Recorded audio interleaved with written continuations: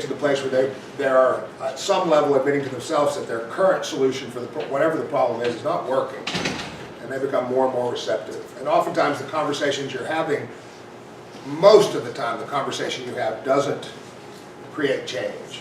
It's really planting a seed. And some of the seeds come up right away, and some of them come up next week or next month or 2 years from now or never. But it's the planting the seed in the conversation that matters, not causing the change. You know, it's giving them that idea to go home and think about on their own when they're back into the middle of their substance use and it's really not working. And they can remember back to that conversation they had, and maybe there is some other way to do this, and I don't know what it is, maybe I should ask for more information.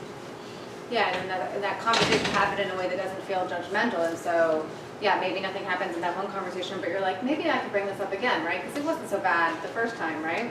It was just like they asked if I was, you know, how much I'm smoking, and they asked about this, right? It's just like another health concern that they asked me about. I can maybe talk about that.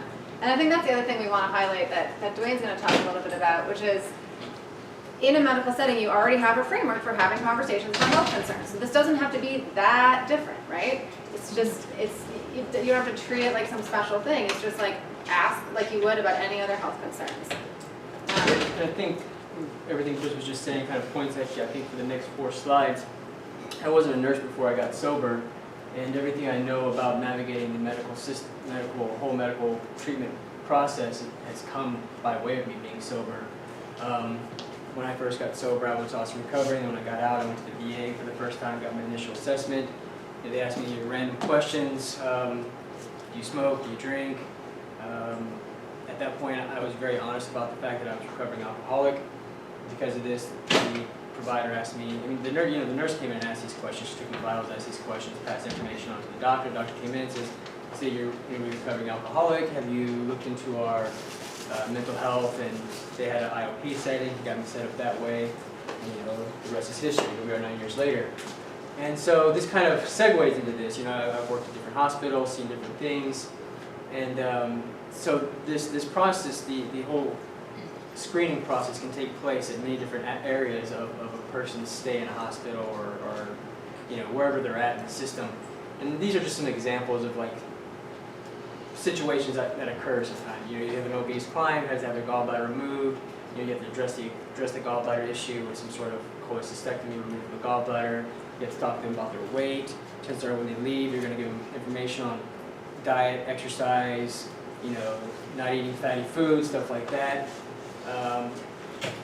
You know, but there was no questions about maybe was there any alcohol related to that. Who knows? All kinds of things.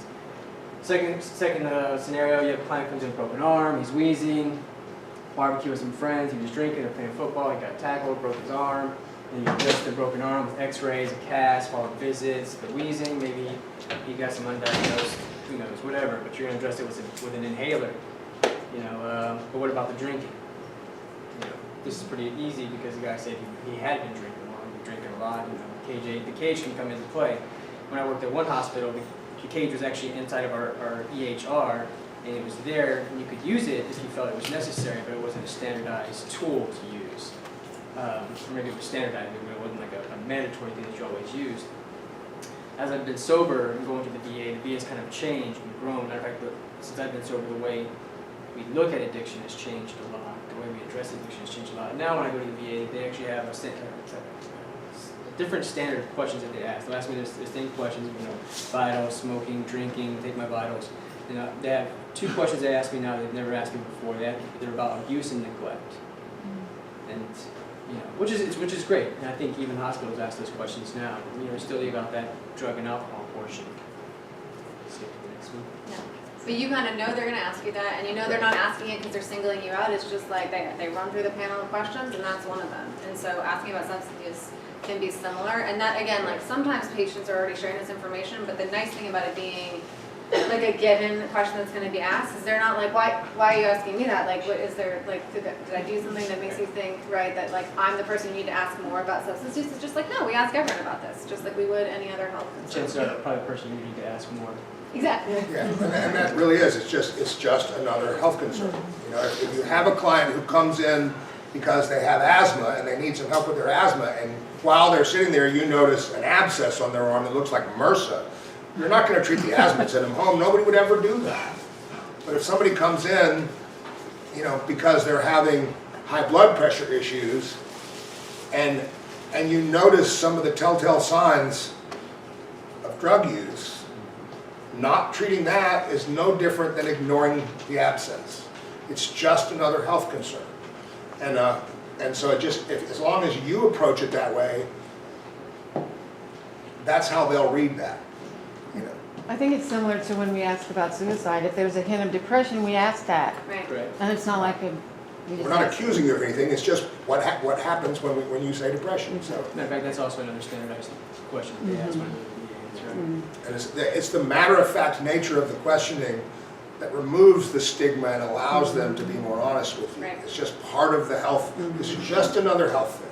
Yeah. And you know, we're in the middle of changing the culture around that, and you guys are perfectly positioned to be on the forefront, especially with a population who may be more likely to have substance use issues and less likely to want to talk about it for fear of what the repercussions may be. But in treating it just like any other health concern, it allows them the freedom to be a little more honest and maybe find some help. Yeah, it's another way of combating the stigma too, so. And this next slide, I mean, it goes through as another example. Like, a client comes in, they're diagnosed with sepsis, kind of, the system gets put in place, right? You're gonna measure their lactate levels, you're gonna obtain blood cultures, you're gonna do this thing from point A to point B because it's gonna provide the best results. And that's the same thing we're trying to establish here. The client comes in, you kind of assess them, they test positive on this cage A, and you kind of implement this system, whatever it may be, whatever that might look like for people's. It might be different for a hospital setting versus this setting, but whatever it is, you implement it. And it's definitely not going to be perfect every single time, but it hopefully will provide the best results, right? Yeah, and the good news for people's is that the system that you implement is like pretty, like, not like low stakes, but like, you know, you get some indication that something's going on, you validate it, right? You're looking for the seed, and then you're just cracking the door, and then, so that's the brief intervention, right? You crack the door, and then you refer, you connect. So did you know that there's someone here that you can talk to? Did you know that there's more help? So you don't have to take the burden of like the whole scope of assessing and figuring someone's treatment out on you. You just have to notice something's there and plant a seed. And maybe they'll like walk through the door that time, and maybe later, but either way, in like the long arc of recovery, that's like the most impactful thing that you can do in that moment. You know, one of the statistics that's interesting is at any given time in America, there are 20 million people in active severe substance use disorder, but only about 2 million get treatment every year.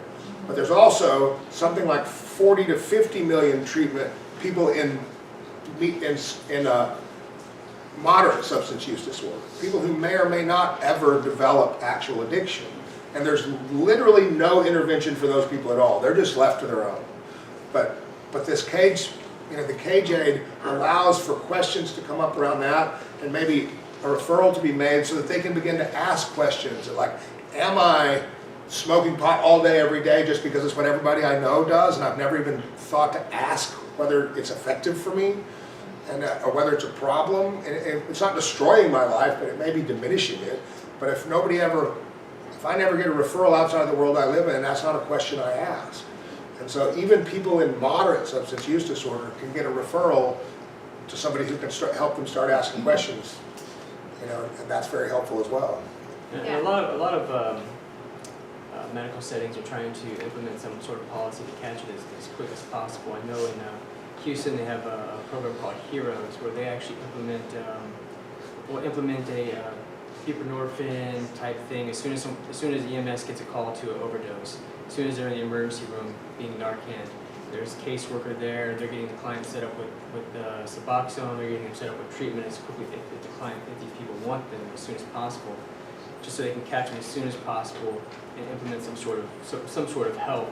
I know that Seton has a B team now.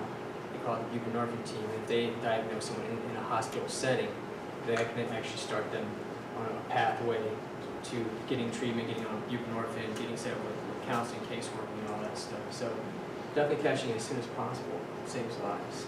Right, and well, that's where that like early intervention comes in. Where like a lot of research is really good. That the earlier you're able to have some kind of brief intervention or conversation, like the more options someone has. But it also is capitalizing on that window, right? And so it's like you're in the healthcare setting. you're either there because you're in the hospital because of the substance use or just gets identified. And the more, like, that is the opportunity to plant the seed then, not like, oh, call this number and like in a month maybe go to this appointment and or maybe you want to get connected to MAT treatment and like here's this total, or mental health, and here's this totally separate thing that you have to do, right? It's like the window has closed at that point. Then you're back to like surviving your life and doing the activities of, supporting your addiction, right? And so it's like providing some kind of intervention in that window when people are already receptive to getting that information and they're already there and they've already told you that they're struggling. Again, it's not your job in that moment to do there is nothing you can do to make them stop in that moment. So like, just kind of give that up because Yeah, we've got a small window. Yeah. So it's like, it's just a seed. You just want to like sneak a seed you in gotta there. catch us when that window opens. Presenting options for help that require a person in active substance use disorder to jump through a bunch of new hoops, Yeah. that's never gonna happen. And so, but being able to give them a simple referral, like, while you're sitting here, we can make a referral and all you have to do is come back here on Thursday and you're good. It's like, oh, I can come back here on Thursday. As long as I don't have to make a bunch of phone calls and talk to strangers and jump through hoops and fill out new forms and all that, I can come back and do that. Right. And then sometimes it's easier to show up than to not show up. Yeah. And we'll talk more about like connecting people to the flow, but that's the other like role that I see as being really important. That if someone gets sent to me and what I have to offer at People's is kind of once a week individual counseling right now, and sometimes that's not enough, right? But I also am kind of like the bridge to the rest of it, to the rest of the help, right? So it's like, you said you need help, you get connected to us. It's not like, okay, well, yeah, go figure out how to intake yourself into this other system, right? Like by having us on site here, it's, we're not, our whole system of care is not like at People's, but they no longer have to be the only person kind of navigating and figuring out, do I qualify, who do I call, what do I have to do, where do I show up, right? That's another thing that I do is kind of be that liaison because, we know that matters. We're talking about actually using the KJ in the SBIRT model. Use the KJ, someone tests positive, you acknowledge that they're tested positive, and you ask them, hey, are y'all willing to have a question? Are you willing to have a conversation about this? I'm sure not everyone's going to say yes, in fact, probably most of them might say no, but it's out there. And the client's aware, and you're aware, and I think the second part, this is the client to clients, paperwork that provides additional information. This is actually interesting because one of the things that we did have on here originally that we took off was discharge paperwork from a hospital. I won't say which one. I left it on. Oh, did you? Oh, well, not the discharge paperwork, but yeah. But the discharge paperwork had all kinds of information that you could call for like suicide hotline, smoking cessation, you name it, it was on there, except for resources for addiction and substance abuse and addiction. But apparently, your guys' discharge paperwork has it on there, so we took it off of there, which is great. Well, what we notice is that when you make a referral, at least the provider note that I get, it does include, they get the list of health concerns that you addressed today. So they get kind of like the summary of what you all talked about and like if there are any referrals. And so it's cool that Austin Recovery is listed on there. One way that could kind of be taken to the next level that we were talking about after Dwayne showed me I think it was Seton discharge, and they were like, here's a number to call for everything except for substance use. Is that since we're like planting the seed, and this may be more complicated, but if they say, no, I'm not sure I want to talk to someone right now, if they could have the phone numbers on the paperwork, and so it's just it's like multiple pathways for connecting to support, right? This is that small window. Yeah, so like sometimes, they say, yes, I want to talk to this lady. Sometimes they say no, but at least on their paperwork it says, well, we did talk about this, and if you change your mind, here's a number you can call, right? That we don't want to force people, like if we can make it easier for them, we will, but if they're not willing to say yes in that moment, then they still have that paperwork and they have... Yeah, a window may open in the middle of a Wednesday afternoon 2 weeks from now, and if they have the number in the house, they might call it. If they don't have the number, they won't try to figure out what it is. What does it sound like when you call the number? Because I noticed that, I'm getting all these recordings and like the robot wants me to do the next step and all. Occasionally I get a human right away and I'm like, oh man, this is good. Well, if you call my number, you get my voicemail, and then I call you back, unless I answer the phone. But and then the other numbers would be like our admissions line, and that's either you get a human or you leave a voicemail, but then they call you back. So it's not like a huge phone tree. And as often as possible, we try to make sure that somebody answers the phone. Now, with the volume of calls that we get, it's not always possible. But you know, we're the only, you know, there's one other provider in the Austin area that takes grant funding for people who need substance use treatment. I think they only take state funds. We have grants from a whole bunch of different places. And when people call us, we'll figure out which list you belong on and get you on that list. Yeah. So. Yeah, in some places, you know, it's like you have to call every day to make sure you're on the wait list and whatever, and like to make sure that someone answers the phone, and it's not quite so bad here. And again, you know, if you tell me that it's happening, then I can also help and go work behind the scenes. So, okay. So now we wanted to just provide a little bit of time to practice. Everyone, I know, especially first thing in the morning, everyone loves a role play, but I also see some fidgeting, so I think now's a good time to do something different than just like keep talking to you. So I'm gonna put up 2 scenarios, and you can pick, so everyone has to pick a friend or partner that you're gonna practice with, and then we're gonna read the scenarios. We're just gonna practice having that short conversation, right? So remember, it's not about having the perfect thing to say. It's not your job to make someone change their mind about what they're doing. What you want to do is like look for the clues of the things that are the impact that's already happening in their life, right? That's either like hard to ignore, like legal involvement, or that they're willing to acknowledge. And you just validate that and use it as your entry point. And all you're doing is kind of trying to get to the point of, do you want to talk to someone about that? Like, wow, it seems like this must be really annoying, right? Or wow, it seems like you're like feeling kind of bad sometimes about, you know, having whatever they say on the cage aid, right? And so you just literally acknowledge what they've already told you and say, do you know that we have someone here that you can talk to about that? So it doesn't, on the like kind of screening side. And then for the social workers, I want you all to think about, again, the underlying factors that may be going on and like how you could like start building the pathway of hope.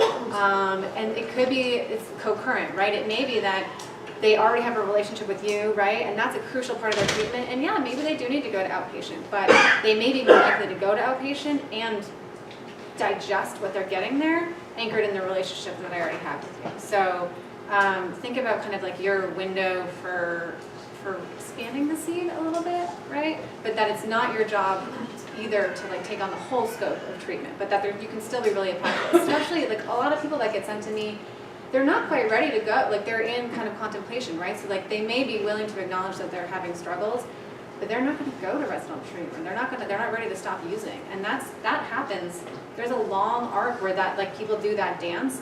And so being the behavioral health counselor in that stage can be really impactful because you're maintaining the relationship, you're helping figure out the underlying factors, and you're helping them build some of the coping skills that maybe they need to even be willing to take the risk of doing something differently. Does that make sense? Okay. You guys ready to role play? Everyone, like, reach out and wave to the person you're gonna practice with.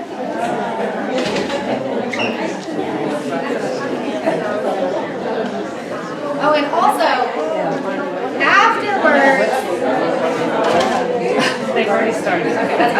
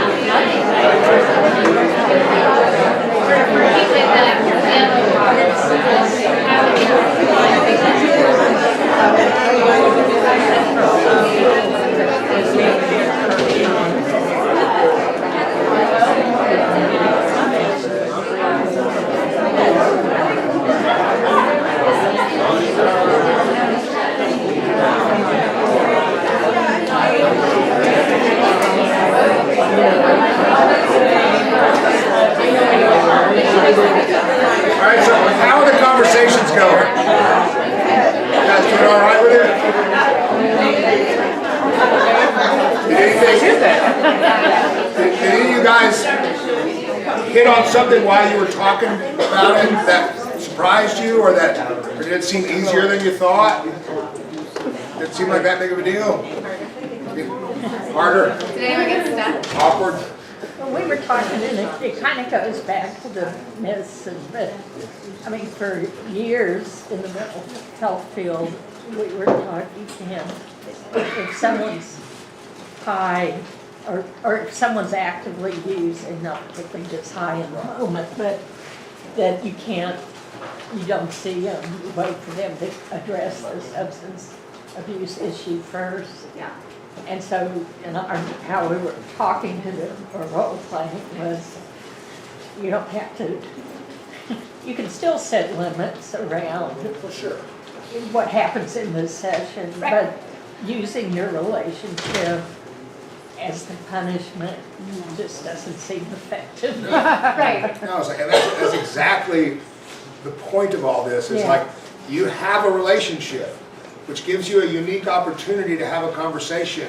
And as a healthcare provider, it's really important to be the person that brings that up. You And it can't wait carries for some them, weight, because they yeah, won't, yeah. especially people who are poor and afraid they'll lose services. So being able to present it in a way that's non-judgmental and that's treated as no different than any other health concern will allow for a conversation to start. Maybe not the first time, maybe not the second time, but eventually it will, and that goes to that point of planting seeds, where like, even if they just lie their teeth off and go, no, not me, nothing. They walk away going, well, they were interested in that, and now I have to ask questions I don't want to ask. And eventually, at least a portion of them will have their lives changed because that initial seed was planted. And I love that, like, don't use the relationship as the punishment, right? It's like most people who are struggling with mental health and substance use, like, have already been punished in relationships, right? And the most healing thing you can do is continue to use the relationship. And you can still be honest You can still set about this boundaries. is gonna limit what we're able to accomplish. Yes. You can tell the truth. Or can we work on where this 1 hour a week Yes. you didn't use right before, you know? Yeah, You can set limits Yes. without this total kind of, like, no, I can't help you. Yeah, exactly. And even if it's not the primary thing I'm seeing them for, I can continue to check with them in an ongoing relationship. So how's that going? Right. No judgment, just how's that going? Has it Right. gotten better for you? Is it more of a struggle than it was last time we talked 6 weeks ago? Or whenever the last time you saw the patient, you know? And then that lets them know that this just is an ongoing health concern. And ultimately, it will allow for some of them to become more honest and to begin to change their lives in ways that wouldn't have happened had the questions not been asked. Yeah. And we know, so when and Melissa's gonna email out the slides, so in there is sort of like the nitty gritty of how to make a referral in NextGen, but I know you'll have to get to your clinics soon, so I wanted to use the last chunk of time to let Chris and Dwayne just talk a little bit about like what the seeds were like for them, right? That I imagine it wasn't like one conversation and then boom, you were sober, right? So it's different for everyone. That's another important thing to remember is just because this is Chris's story doesn't mean this is going to be everyone's story, of course, but to just get to hear from them, like kind of what that long arc was like and what the impactful seeds were. And for me, one of the things that makes me the happiest now, 20 years later, is that addiction and treatment and all the rest is so much more available and present and talked about. Like when I was getting sober, I started trying to get sober 2.5 years before I finally did. I had zero idea what the resources were. I was a musician most of my adult life. Nobody I knew was sober, and that's a misstatement. 4 people I knew were sober. I thought they were dead or in jail because they weren't hanging out with me anymore. You know, but sobriety, recovery, help for addiction was not part of my world. Addiction was a part of my world, but not a way out at all. And I was, you know, methadone clinics, which they try to help, but you know, harm reduction, at least back then, was largely harm reduction for society and not harm reduction for me.